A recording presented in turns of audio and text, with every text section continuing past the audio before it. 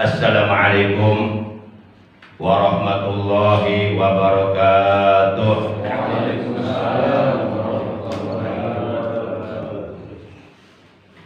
Alhamdulillahilladzi lam yattakhidh walada wa lam yakul lahu syarikun fil mulk wa lam yakul lahu waliyyun minadh dhulli wa kabbirhu takbira. Asyhadu an la ilaha illallah al-malikul quddus salam wa asyhadu anna sayyidana Muhammadan abduhu wa rasuluh al-mab'utsu ila jami'il anam syahadatan tunjina min azabi jahannam. Allahumma shalli wa sallim wa barik ala hadzal nabiyil karim wa rasulis sanadil azim sayyidina wa habibina wa syafi'ina wa qurrati a'yunina wa maulana Muhammad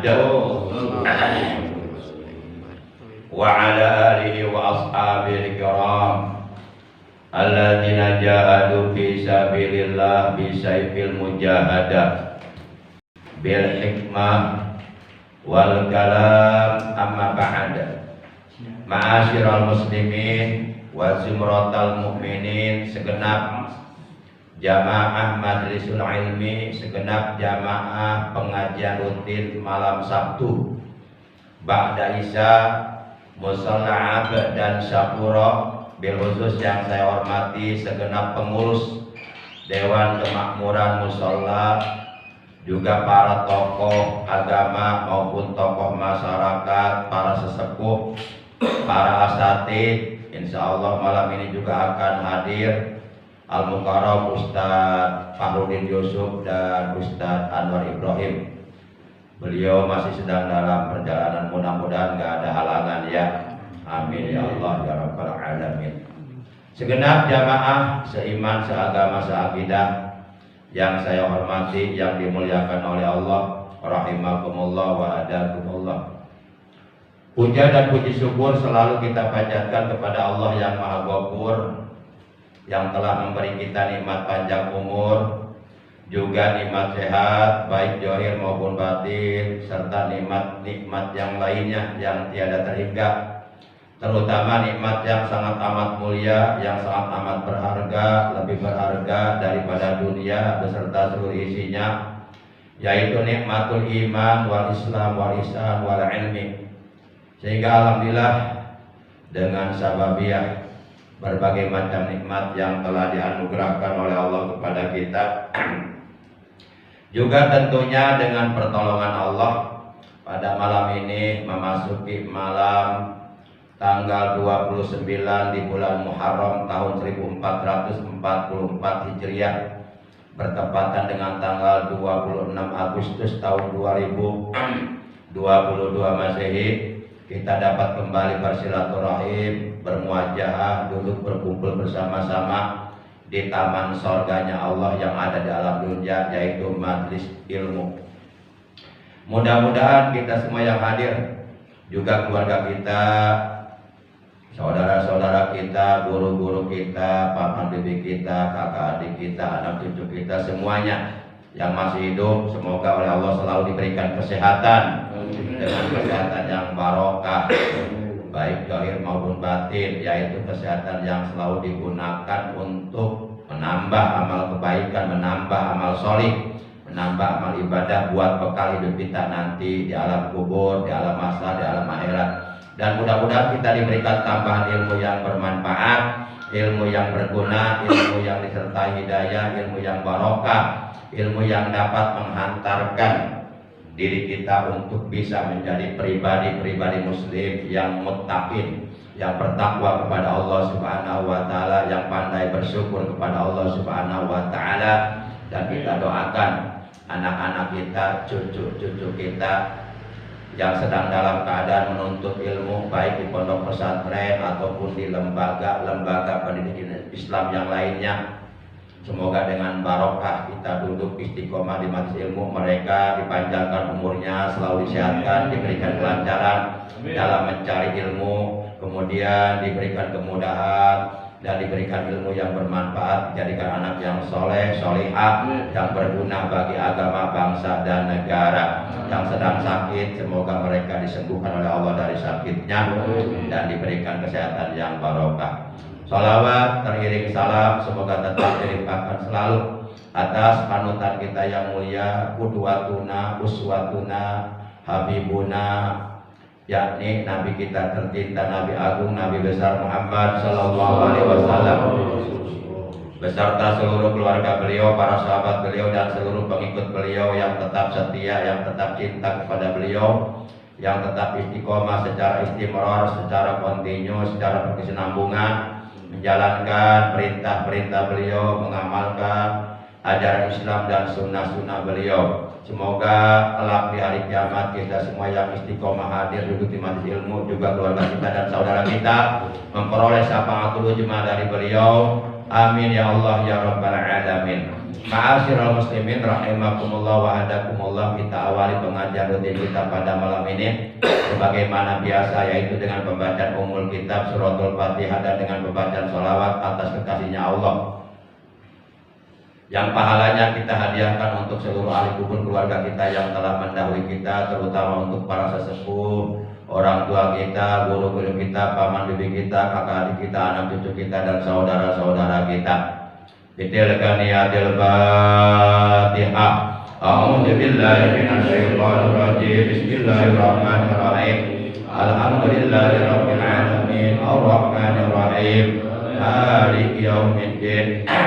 Iyyaka na'budu wa iyyaka nasta'in. Ihdinas siratal mustaqim. Shiratal ladzina an'amta 'alaihim ghairil maghdubi 'alaihim waladdallin. Rabbighfir lana wa liwalidayna. Amin. Ya Nabi salam alaika, ya Rasul salam alaika, ya Habib salam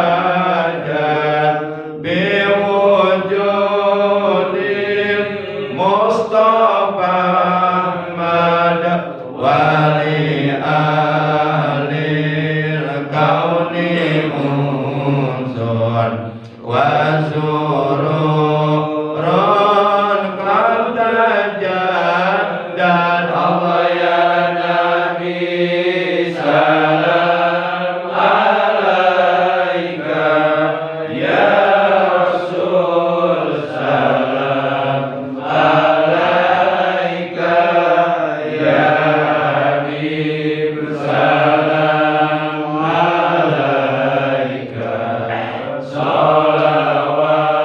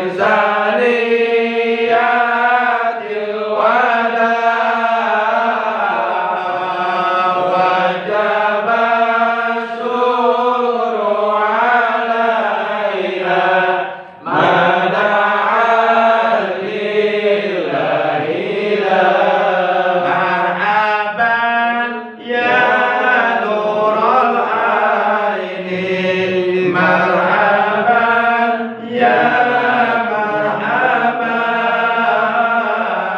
marhaban jadal Husaini, marhaban ya marhaban, tala'al badru alaina min saniyatil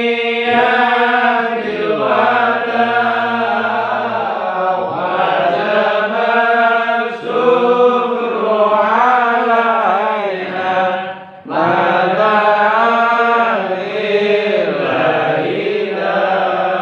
Allahumma sholli wa sallim wa barik alaihi wa ala alihi wa sahbihi. Ma'asyiral muslimin rahimakumullah wa hadakumullah. Sebagaimana kita ketahui bahwa orang-orang yang berpaham dalam tanda kutip Wahabi, mereka mengatakan bahwa mengusap wajah atau mengusap muka, muka itu bahasa Inggrisnya face, tulisannya pace. Kalau Facebook tulisannya pace book.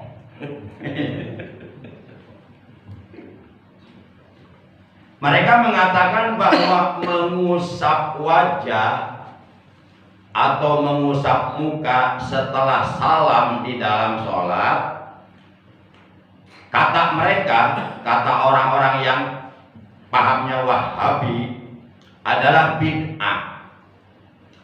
Dan mereka mengatakan bahwa setiap bid'ah itu sesat, dolalah, dan setiap sesat tempat kembalinya neraka.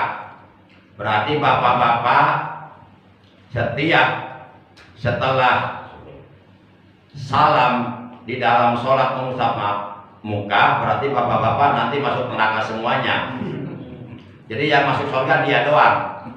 Dia pikir itu surga bapak moyangnya kali ya. Hebat amat. Nah, ini materi yang akan kita bahas malam ini. Para jamaah yang dimuliakan oleh Allah Subhanahu wa taala. Ternyata bahwa apa yang mereka katakan itu adalah dusta. Adalah kedustaan besar, kebohongan besar, pembodohan terhadap umat Islam. Ternyata bahwa yang mereka katakan itu sangat amat tidak relevan. Kalau bahasa kitabnya goir muapakoh, sangat amat tidak relevan dengan dalil-dalil agama, sangat bertentangan dengan sunnah Rasulullah Sallallahu Alaihi Wasallam. Maka oleh karenanya kita nggak usah mendengarkan apa yang mereka katakan. Seharusnya mereka mendengarkan apa yang kita katakan. Setuju gak kira-kira? Jadi kita nggak usah ngaji ke mereka. Mereka yang harus ngaji ke kita. Ma'asyiral muslimin yang dimuliakan oleh Allah Subhanahu wa taala. Siapa yang ngomong? Gua yang ngomong. Lu mau apa? Takbir. Pada bongguan. Lu ngopi. Ma'asyiral muslimin rahimakumullah wa hadakumullah. Jadi mereka, perkataan mereka itu asgun, asal bunyi, asgom, asal gombreng, as-as, asal-asalan, tanpa dilandasi, tanpa didasari dalil syar'i. Maka oleh karenanya sekali lagi kita jangan terpengaruh dengan pola pikir mereka. Kita jangan terpengaruh dengan statement-statement yang mereka keluarkan dalam hal agama. Bahwa mengusap wajah ini perlu dibahas karena banyak juga orang yang tadinya suka mengusap wajah setelah mendapatkan keterangan dari mereka ngusap wajahnya ragu-ragu. Cuma kita berapa dari kacamata kalau enggak. Nah, jadi kita harus melakukan sesuatu benar-benar dilandasi dalil ya. Kalau kita tahu dalilnya kan mantap gitu kan, jadi nggak ngambang lah. Dan insya Allah kita nggak akan terpengaruh karena kita udah punya pegangan, yaitu dalil dari agama.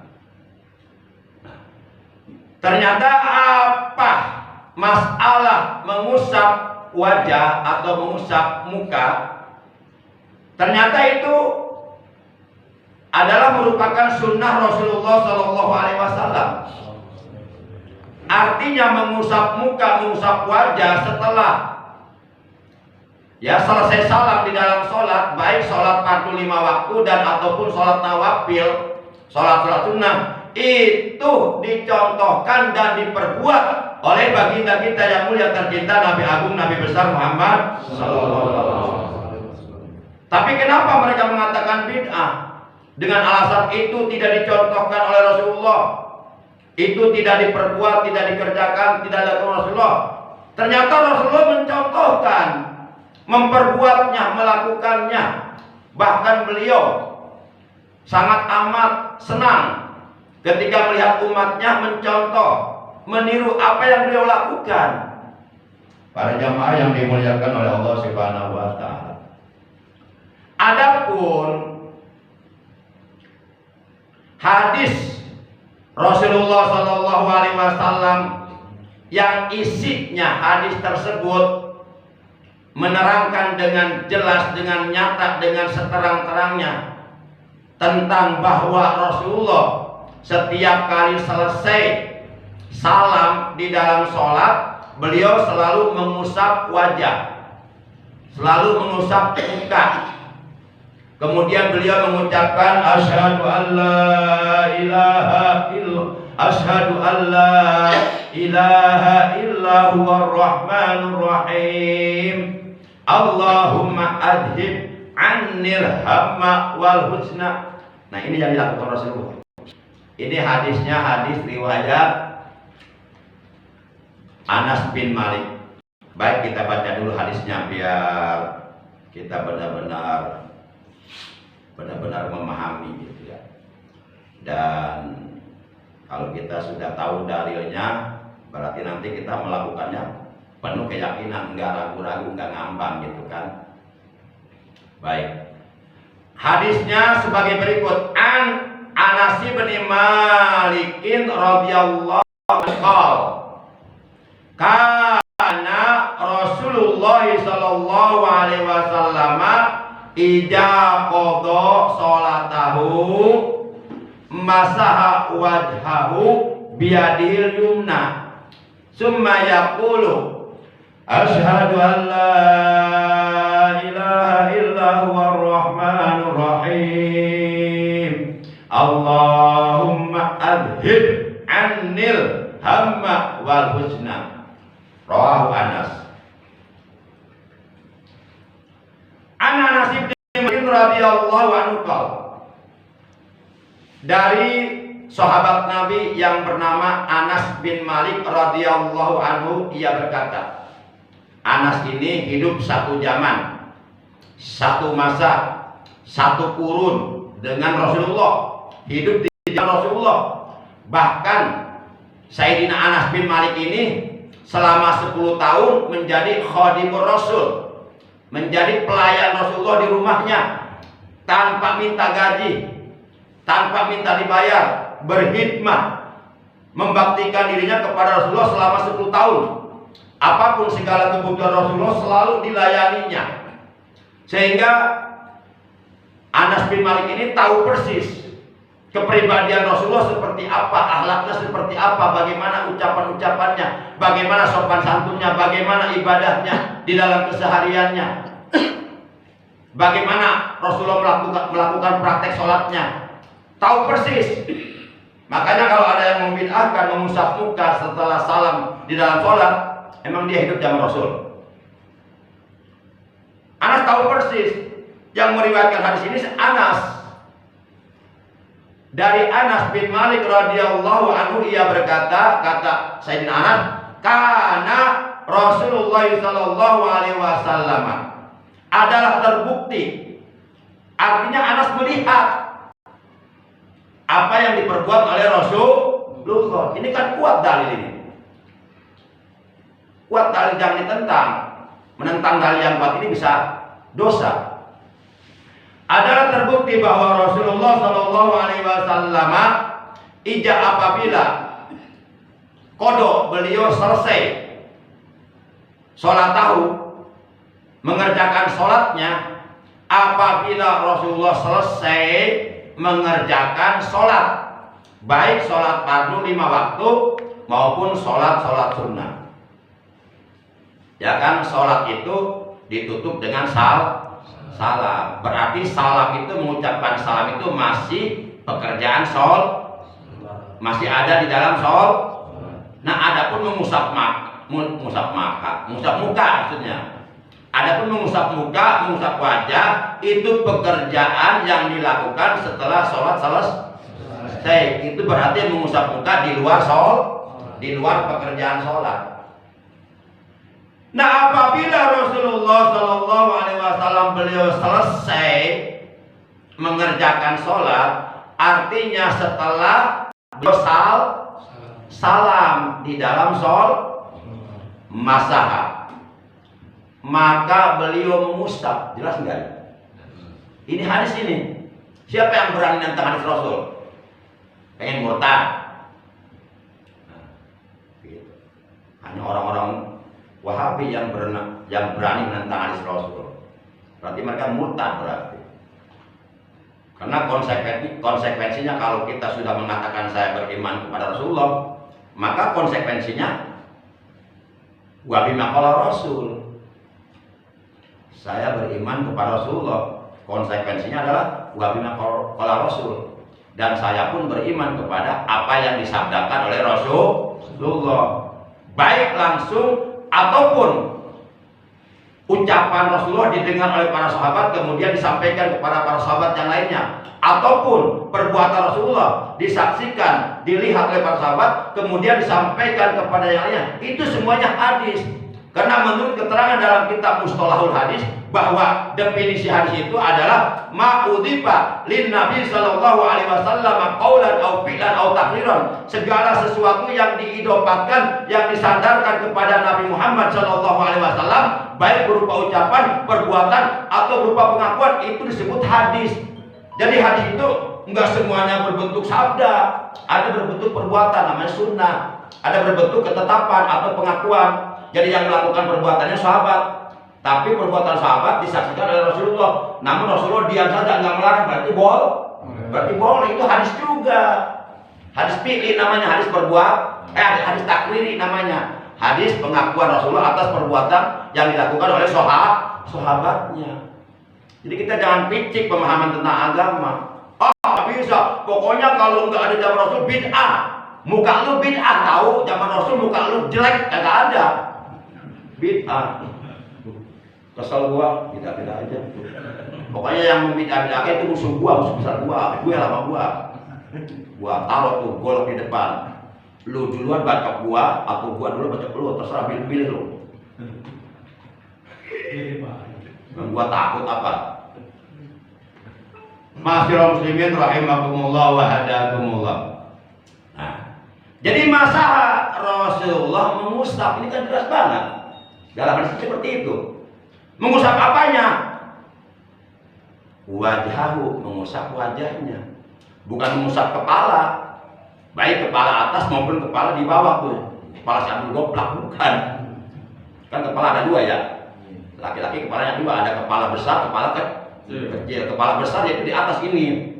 Kepala kecil yang di bawah itu si Abdul Goplak. Yang suka oplak-oplakan itu. Wajhahu, beliau mengusap wajahnya, beliau mengusap mukanya. Itu kan. Biadihil yumna, dengan tangannya yang kanan. Ini. Gak boleh pakai tangan kiri. Ini kan buat cebok. Makan juga gak boleh pakai tangan kiri. Ini. la yasribanna anna syaitana yakulu wa yashrabu bisimal, bahwasanya syaitan itu makan minum dengan menggunakan tangan kiri.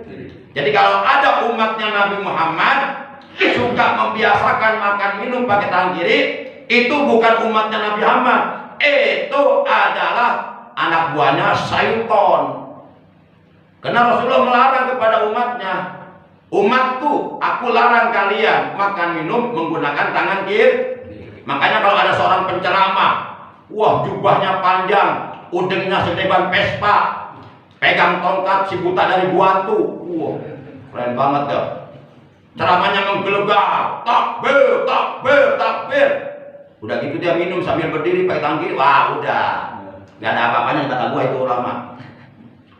Kalau masalah sepele aja nggak mampu, apalagi masalah besar. Para jamaah yang dimuliakan oleh Allah Subhanahu wa taala. Nah, kemudian juga ada hadis sahih riwayat Imam Muslim. La yahribanna ahadukum qa'iman. Salah seorang di antara kalian itu tidak boleh minum sambil berdiri. Kalau minum saja yang lebih ringan daripada makan, dilarang, diharamkan sambil berdiri, apalagi makan yang lebih repot.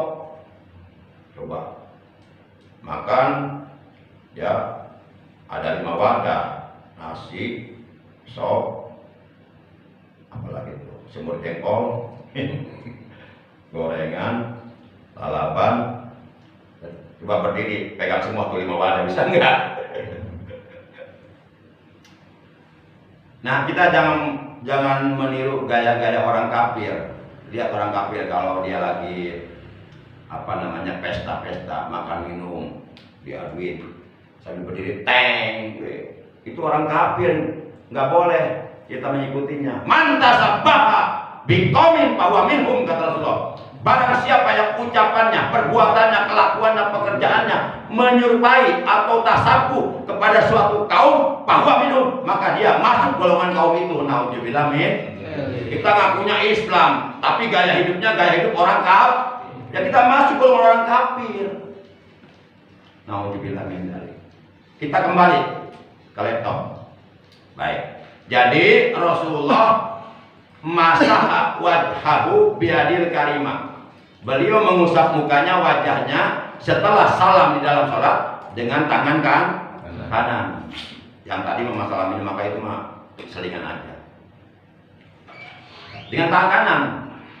Summa yaqulu asyhadu an la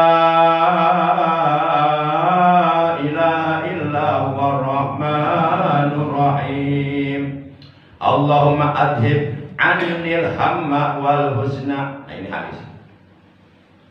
Nah, ketika Rasulullah mengusap muka, mengusap wajah setelah salam di dalam salat, beliau mengucapkan asyhadu an la ilaha illallah, asyhadu an la ilaha illallah rahmanur rahim. Allahumma adhib anil hamma wal huzna. Nah, itu dilakukan oleh Rasulullah. Itu diperbuat Rasulullah. Dan itu ada hadisnya riwayat Sayyidina Anas bin Malik. Nah, berarti mereka yang selama ini membid'ahkan mengusap muka setelah salam dalam sholat, berarti bego mereka, nggak tahu hadis ini. Udah bego berani-berani nyalahin orang lagi. Ya, mending kita masih mending ya. Nyalahin orang ya. Ini udah bego, bin blokon, bin tolong, bin goblok. Berani nyalahin ulama NU, ulama yang berakidah Ahlussunnah wal Jamaah. Itu namanya nggak tahu diri namanya itu. Udah, kita jangan terpengaruh dengan paham-paham Wahab. Biasanya paham-paham Wahab itu biasanya semaraknya, ramenya di perumahan-perumahan, di komplek-komplek. Karena yang namanya komplek perumahan itu sifatnya heterogen. Ya, manusianya, orang-orangnya datang dari berbagai kalangan dengan berbeda latar belakang, dengan berbeda warna kulit, dengan berbeda bahasa, dengan berbeda daerah. Awas, hati-hati. Biasanya perumahan itu dijadikan lahan empuk untuk orang-orang Wahabi untuk apa? Untuk menyebarluaskan pahamnya di perumahan. Yuk kita bentengi perubahan-perubahan dengan ajaran akidah Ahlus Sunnah wal Jamaah. Satu-satunya akidah yang akan menyelamatkan kita dari kesesatan dunia dan akhirat. Para jamaah yang dimuliakan oleh Allah Subhanahu wa taala. Kita artikan doa yang dibaca oleh Rasulullah ketika beliau mengusap muka, mengusap wajah setelah selesai salam di dalam sholat. Kita artikan, Ashhadu an la ilaha illa huwar rahmanur rahim. Allahumma adhib annil hamma wal huzna. Ashhadu an la ilaha, bahwasanya tidak ada, ashhadu an la ilaha, bahwasanya tidak ada Tuhan yang wajib disembah, yang wajib diibadahi dengan hak, dengan benar, illa huwa, kecuali Dia, yaitu Allah. Ar-Rahman, yang maha pengasih, Ar-Rahim, yang maha penyayang. Allahumma, ya Allah, adhib. Ada adhib, ada idhab, beda, tapi hurufnya sama. Baik adhib maupun idhab hurufnya sama. Ada 4 hurufnya masing-masing. Dan keempat hurufnya sama, hamzah, jal, hamzah, ba. Sama hurufnya, jumlah hurufnya sama, bentuk hurufnya sama, rupa hurufnya sama, cuma beda pengucapan. Yang satu ucapannya adhib, yang kedua ucapannya idhab, tapi hurufnya sama, tapi itu beda makna. Dan dua-duanya itu menunjukkan amar doa. Ya, kalau adhib itu amar doa, kalau idhab itu fi'il amar, kalimat perintah. Kalau adhib, semoga engkau ya Allah menghilangkan. Tapi kalau idhab, pergilah engkau, itu beda lagi. Walaupun hurufnya sama dengan al-falah dengan al-falah, hurufnya sama, jumlah hurufnya sama, kemudian huruf-hurufnya juga sama, cuma beda pengucap. Yang pertama diucapkan tahfif enteng, al-falah artinya kemenangan atau keberuntungan atau kebahagiaan. Tapi yang kedua diucapannya taskil, berat, al-falah itu maknanya petani. Nah beda kan? Padahal hurufnya sama. Contoh ada orang ajan, hayya 'alal falah,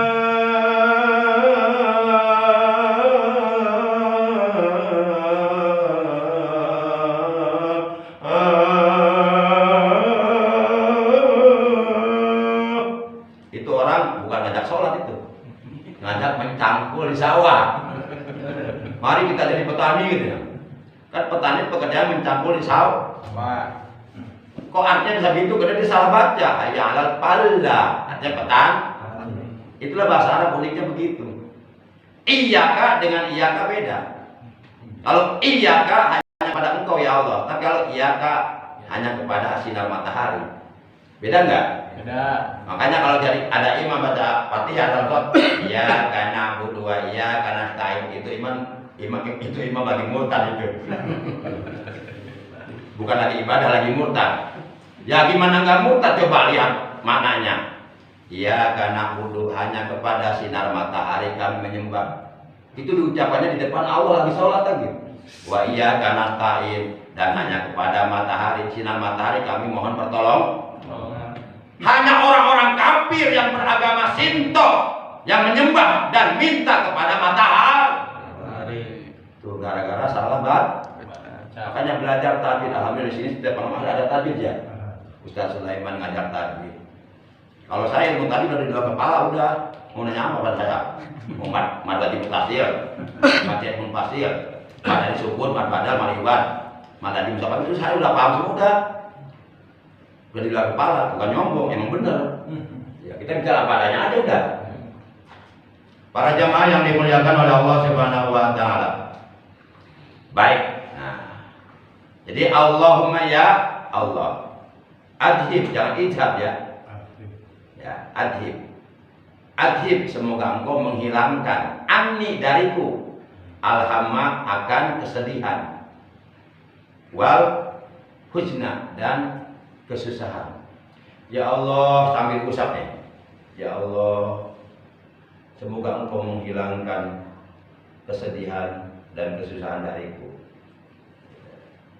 Barangkali kita lagi sedih kan ya, lagi susah hati, padahal harta banyak, mobil ada 4, rumah mewah berting, istri 4, uang berlimpah. Tapi hati susah, nggak tentram, nggak tenang, resah, gelisah, gundah gulana, sampai makan pun ama sate nggak kerasa sate, kerasa tai ayam. Nggak bisa merasakan nikmatnya makan, tidur nggak bisa. Padahal secara materi segala ada, tapi nggak ada ketenangan, hatinya susah. Nah, kita berdoa setelah selesai sholat, Allahumma adhib annil hamma wal huzna. Ya Allah, semoga engkau menghilangkan kesedihan dan kesusahan dariku. Bagus gak kira-kira? Boleh nggak kita berdoa setelah sholat? Boleh. Oh, bukan boleh lagi. Salah satu di antara waktu yang paling afdol untuk berdoa kepada Allah adalah berdoa selesai sholat 5 waktu. Itu saatul mustajabah. Lah kenapa dibid'ahkan? Orang berdoa kepada Allah, memohon kepada Allah setelah sholat 5 waktu, kenapa dibid'ahkan? Goblok lu. Lu marah datang ke rumah gua tantang lu.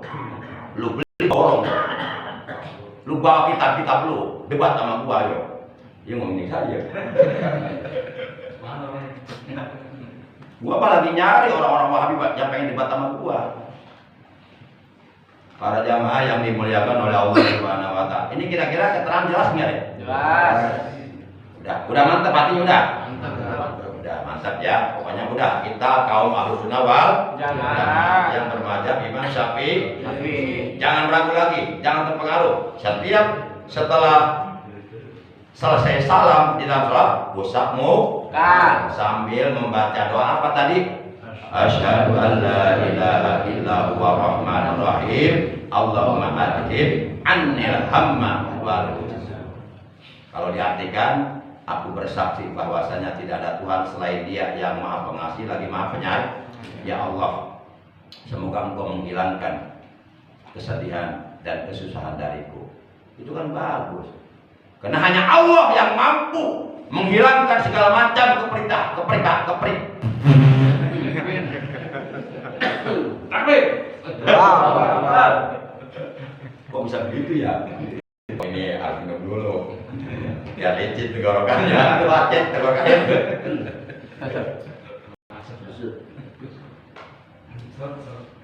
Karena hanya Allah yang mampu menghilangkan segala keprihatinan kita. Hanya Allah yang mampu menghilangkan segala kesusahan hati kita. Hanya Allah yang mampu menghilangkan segala kesedihan yang kita rasakan di dalam hati kita. Hanya Allah yang mampu menghilangkan kebingungan, segala kebingungan yang kita hadapi. Karena Allah yang menguasai hati kita. Ya qalbal qulub tsabbit qalbi ala dinika wa ala. Wahai Allah, Zat yang membolak-balikan hati, tetapkanlah hatiku atas agamamu dan atas taat kepadamu. Jadi setiap hati kita dibolak-balik oleh Allah. Sekarang senang, gembira, ketawa, sebentar kemudian nangis karena anggota keluarganya meninggal dunia. Itu Allah yang merubah keadaan. Maka kita bersandar penuh secara vertikal hanya kepada Allah. Iyyaka na'budu wa iyyaka nasta'in. Hanya kepada Engkau ya Allah kami menyembah, dan hanya kepada Engkau ya Allah kami mohon pertolongan. Kadang-kadang orang-orang yang dalam tanda kutip pahamnya Wahabi, mengadopsi paham Wahabi, mengadopsi ajaran Wahabi, kadang-kadang ketika kita tanya kepada mereka, emang yang disebut bid'ah apa? Dia jawab begini, segala sesuatu yang tidak dikenal, yang tidak dicontohkan, yang tidak ada zaman Rasulullah masih hidup. Itu bahasa kamu. Coba bahasa kitabnya di mana? Ini kalau orang kayak gini ngajak debat sama gua, udah nggak ada apa-apanya, udah nggak ada apa-apanya. Nah, definisi bid'ah di Quran nggak ada, di hadis nggak ada. Definisi bid'ah itu adanya di para ulama yang berakidah Ahlussunnah wal Jamaah. Menurut para ulama yang berakidah Ahlussunnah wal Jamaah, al bid'atu huwa ma lam yuhad bi asri Rasulullah sallallahu alaihi wasallam. Bid'ah itu adalah segala sesuatu yang tidak dikenal, yang tidak ada, yang tidak terjadi pada masa Rasulullah sallallahu alaihi wasallam masih hidup. Nah, dia dipukul rata semua bid'ah. Udah bid'ah aja dolar sesat terang, dipukul rata. Padahal para ulama, para sahabat nggak begitu pola pikirnya. Jadi ini pola pikirnya picik, kaku. Jadi agama dibikin kaku. Ini nggak boleh, ini nggak boleh. Yang tahlil dibid'ahkan, tapi yang main gapleh, dia nggak berani ngomong. Pelaku belum. Tuh, yang larang tuh, yang pelacur tuh, jangan yang tahlil dibid'ahkan. Para jamaah yang dimuliakan oleh Allah Subhanahu wa taala. Ini saya ngomongin kedengaran sama mereka. Dalam aja. Ini kalau pada Quran seru ini. Seru ini bikin panas telinga mereka ini. Nah. Baik para jamaah yang dimuliakan oleh Allah Subhanahu wa taala. Namun kalau kita lihat keterangan di dalam kitab Fathul Bari. Fathul Bari ini kitab salafiyah, kitab kuning, kitab gundul. Kalau bahasa saya kitab Saulin, lenang, nggak ada sakal, nggak ada fathah, kafrodoma, gundul, kitab kuning. Ini kitab Fathul Bari ini karangan seorang ulama besar yang bernama Syekh Ibnu Hajar al-Asqalani, yang pesantrennya lebih dari 50 tahun. Di dalam kitab Fathul Bari ini sarah dari kitab Sahih Bukhari. Jadi Imam Bukhari, ulama ahli hadis yang hafal hadisnya jutaan hadis. Beliau ngarang kitab namanya kitab Sahih Bukhari. Kemudian kitab Sahih Bukhari ini disarahkan oleh Syekh Ibnu Hajar al-Asqalani. Namanya kitab Fathul Bari. Kitab Fathul Bari ini sama, ada 30 juz seperti Al-Qur'an 30 juz. 30 juz, 1 juz tebalnya segini. Kalau 30 juz berarti kalau dijajarkan seginilah tebalnya. Kitab Fathul Bari juznya juz 17. Kalau Bapak punya kitabnya di rumah nanti pulang dari sini buka. Kitab Fathul Bari juz 17. Semuanya ada 30 juz. Pas dibuka Facebook, TikTok yang lagi joget. Di situ bakal kagak ada tuh. Agak ketemu.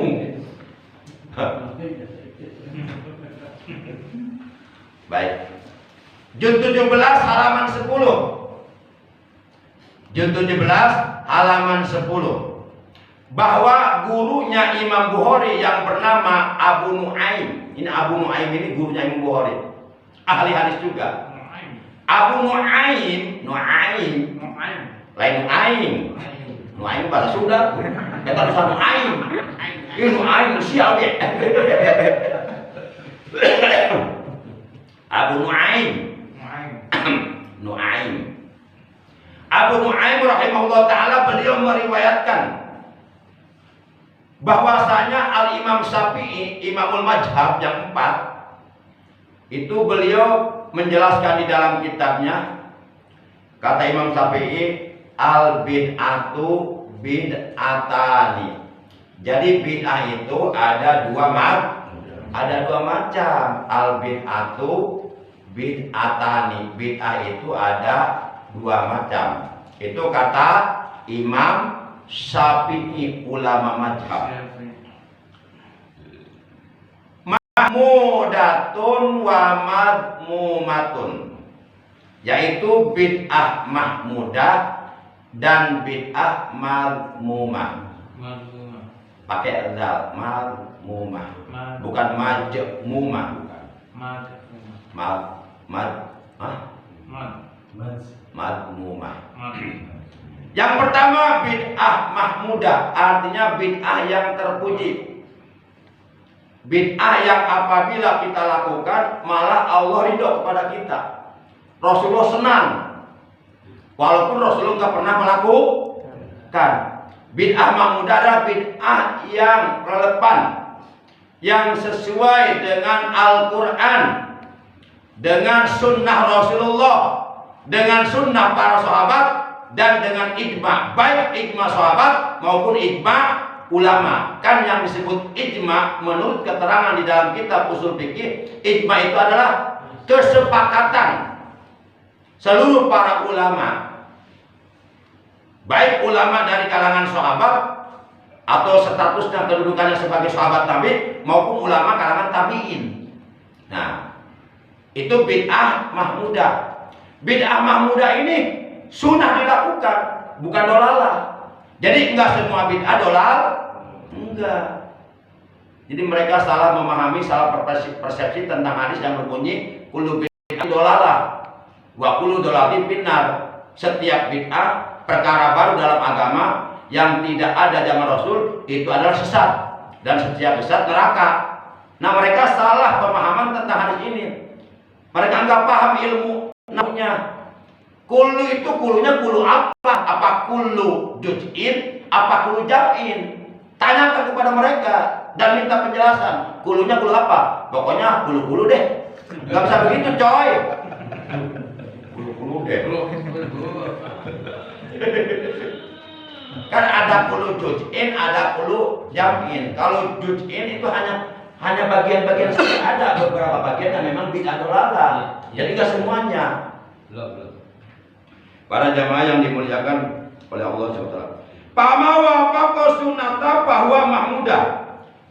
Maka segala sesuatu perkara baru dalam agama yang tidak ada di zaman Rasulullah, yang tidak dikenal di zaman Rasulullah, yang tidak dicontohkan Rasulullah, akan tetapi wafaqo sesuai, relevan, muwafaqo akur, as-sunnata akan sunnah Rasulullah dan sunnah para sahabat, bahwa mahmudah. Maka bid'ah yang seperti ini dinamakan bid'ah mahmudah. Contoh, zaman Rasulullah masih hidup sampai beliau wafat pada hari Senin tanggal 12 Rabiul Awal tahun 11 Hijrah, Al-Quran udah seperti apa yang kita lihat sekarang enggak? Enggak. Berarti Al-Quran yang sekarang bid'ah. Aku enggak dengan Al-Quran zaman Rasul. Bid'ah berarti zaman Rasul Al-Quran enggak ada titiknya. Ba, ta, nun, sa, enggak ada titiknya, sama semuanya bentuknya kayak perahu. Kita bisa membedakan mana ba, mana ta, mana sa, mana nun karena ada titik. Ba titik 1 di bawah, ta titik 2 di atas, sa titik 3 di atas, nun titik 1 di atas. Coba kalau nggak ada titiknya, kita bingung nggak bacanya? Ini tala, apa salah, apa nala, apa bala, apa bala-bala, bakwan dong. Bingung kita bacanya. Itu zaman Rasul nggak ada titik-titik seperti itu. Sekarang ada di Quran. Bid'ah enggak? Tanyakan kepada mereka yang selama itu kamu bidah-bidahkan. Quran yang ada di rumah mereka, Quran zaman dulu zaman sekarang. Berarti mereka punya Quran bidah dong. Tapi kenapa mereka baca? Kan goblok itu namanya. Bego banget. Siapa bilang gua yang bilang gua? Al-Qur'an ini. Zaman Rasul Quran nggak ada sakalnya, nggak ada fathah, nggak ada kasroh, nggak ada dom. Zaman Rasul Quran belum dimushafkan, belum dibukukan, masih ditulis di pelepah-pelepah masih ditulis di tulang-tulang onta. Berarti Quran yang sekarang dengan Quran yang zaman Rasul sama nggak? Beda nggak? Berarti ini Quran yang sekarang ada perkara baru dalam agama. Berarti beda nggak? Sesat nggak? Sesat berarti. Terus Quran yang lu pegang Quran yang mana? Jelasnya nih? Insya Allah jelas bagi mereka yang dapat hidayah dari Allah. Tapi bagi mereka yang ditutup hatinya oleh Allah, malah tambah kesal dia mereka sama saya. Baik. Kemudian wa ma khalafaha bahwa madmuun. Wa ma khalafaha bahwa madmuun. Dan segala sesuatu yang menyalahi, yang tidak sesuai, yang tidak relevan, yang ghairu muwafaqah, yang tidak akur dengan yang tadi diterangkan, yaitu tidak sesuai dengan apa tadi? sunnah, ya baik sunnah Rasulullah maupun sunnah para sahabat. Nah itu baru yang disebut bid'ah dolal, bid'ah sesat, madumah. Sepanjang perkara tersebut sesuai dengan sunnah Rasulullah, sesuai dengan sunnah para sahabat, maka itu masuk kategori bid'ah mahmudah, bid'ah yang terpuji. Bid'ah yang terpuji ini kalau dilakukan dapat pahala, Allah dan Rasulullah senang. Contoh, Rasulullah selama hidupnya dari semenjak beliau diperintahkan oleh Allah untuk melakukan salat Jumat bersama 100 orang sahabatnya di lembah Romuna, itu Rasulullah khutbah Jumatnya pakai bahasa Arab, bahasa Jawa, bahasa Sunda, bahasa Indonesia. Bahasa Arab. Rasulullah nggak pernah menyampaikan khutbah Jumat pakai bahasa Sunda atau Indonesia. Nah sekarang mereka yang selama ini membid'ahkan, mereka khutbah Jumatnya pakai bahasa Arab enggak? Bahasa Indonesia. Bid'ah lo. Ketahuan sama gua lu bid'ah dulu. Ternyata yang biasa teriak sayur siapa dia? Tukang sayur lah. Berarti yang selama ini teriak bid'ah, berarti dia pelaku bid'ah. Begitu maksudnya. Jelas nggak nih? Selama kurang kakeknya mah abu. Demikian pula seorang ulama besar ahli hadis, namanya terkenal di seluruh dunia. Beliau bernama Al-Imam Baihaqi, ulama ahli hadis. Kalau dalam kitab mustalah hadis, kalau orang mendapatkan gelar imam, itu artinya orang tersebut hafal ratusan ribu hadis. Baru dapat gelar imam. Kita mah baru hafal hadis satu udah disebut imam. Imam apa? Imam sholat subuh. Udah gitu salah bacaannya. Baik. Nah, Al-Imam Al-Baihaqi rahimahullah taala, ya, beliau di dalam kitab Manaqibus Syafi'i rahimahullah taala meriwayatkan bahwa Al-Imam Syafi'i rahimahullah taala menerangkan, kata Al-Imam Syafi'i, al-muhdasatu dorbani. Perkara yang baru di dalam agama, yang tidak dikenal, yang tidak dicontohkan, yang tidak ada zaman Rasulullah masih hidup, itu ada dua perkara. Ada dua macam. Yang pertama, ma'uhdisa yukhalifu kitaban au sunnatan au asarat au ijma'an fahadihi bid'atu dolalah. Nah, ma'uhdisa, setiap perkara yang baru, yukhalifu, yang menyalahi, yang tojaknya, yang bertentangan, yang tidak akur, yang guer muafakoh, yang tidak sesuai kitaban, satu dengan kitabullah Al-Quran, au sunatan, yang kedua tidak sesuai dengan sunnah Rasulullah, yaitu al-hadis, au asaron, atau tidak sesuai dengan asar para sahabat yang disebut apa? Sunnah para sahabat, au ijma'an, atau tidak sesuai dengan ijma' para sahabat maupun ijma' para ulama. Nah, pasti bid'atu dolalah, maka barulah yang seperti ini dinamakan bid'ah dolalah, bid'ah sesat. Kenapa dikatakan sesat? Karena tidak sesuai dengan Al-Quran. Sepanjang sesuatu itu masih ada dalilnya dalam Quran, boleh dilakukan walaupun bid'ah. Yang penting tidak bertentangan dengan dalil Al-Quran, Al-Hadis, kemudian ijma' sahabat, ijma' ulama. Nah itu. Kemudian kata Imam Syafi'i selanjutnya, wa ma uhdisa minal khairi, dan segala perkara yang baru dari kebaikan, minal khairi, la yukhalifu, yang tidak bertentangan, yang tidak menyalahi, ya, gitu. Yang tidak syai'an, sesuatu pun menjalika dari yang empat tadi. Mana yang empat tadi? Al-Quran. Kemudian yang kedua hadis atau sun. Yang ketiga asar para sahabat. Yang keempat ijma, baik ijma sahabat maupun ijma. Nah, kalau umpama sesuatu tersebut, ya, yukhalifu, La yuhalifu, sedikit pun tidak menyalahi, sedikit pun tidak bertentangan, gitu ya. Maaf nih, maaf. Oh, bentar. Oh, ini la yuhalifu, ya.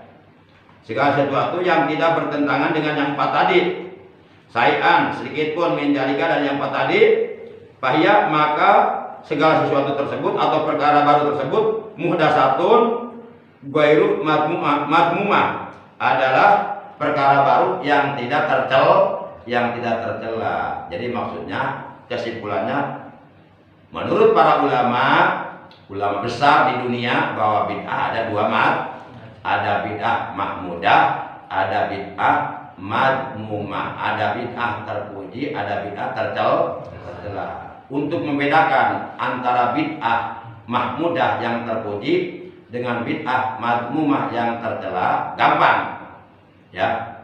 Kalau perkara tersebut yang baru dalam agama, yang tidak dikenal di zaman Rasul, ya, sesuai dengan Al-Quran, sesuai dengan asar para sahabat, sesuai dengan sunnah Rasulullah, sesuai dengan sunnah para sahabat, sesuai dengan ijma para sahabat, sesuai dengan ijma para ulama baik ulama salaf maupun ulama khalaf, maka bid'ah tersebut masuk kategori bid'ah mudah, bid'ah yang terpuji. Dan adapun bid'ah madmumah, bid'ah yang tercela, adalah kebalikan dari bid'ah mahmudah, kebalikannya. Nah, sekarang nih, itu yang membukukan Al-Quran Rasulullah bukan? Bukan. Tanya kepada mereka, siapa yang membukukan Al-Quran? Bukan Rasulullah. Al-Quran itu mulai dibukukan setelah Rasulullah wafat, pada masa Khalifatul Ula Al-Khulafaur Rasyidin, yaitu Abu Bakar Siddiq. Ketika Abu Bakar Siddiq menjadi khalifah untuk meneruskan kepemimpinan Rasulullah dalam mensiarkan agama Islam, terjadi perang Yamamah, perang antara umat Islam dengan orang kafir. Nah, pada waktu perang Yamamah ada 70 sahabat Nabi gugur di medan perang, mati syahid sebagai para syuhada. Ini yang 70 ini mereka semuanya hufaz, orang-orang yang hafal Quran. Nah, setelah terjadinya perang Yamamah pada masa Khalifah Abu Bakar Siddiq, muncul kekhawatiran dari sahabat Umar bin Khattab. Akhirnya Umar bin Khattab datang menghadap presiden yang bernama Abu Bakar Siddiq. Khalifah itu pemimpin, mengusulkan agar Al-Quran segera dibukukan. Al-Quran yang selama ini masih ditulis di pelepah-pelepah kurna, di tulang-tulang kita, segera dibukukan. Segera bentuk panitia pemushapan Al-Quran, panitia pembukuan Al-Quran. Karena saya khawatir kalau nanti ke depannya terjadi peperangan lagi, saya khawatir nanti banyak sahabat-sahabat Nabi yang hafal Quran mati gugur lagi di perang. Akhirnya para penghafal Quran habis semua.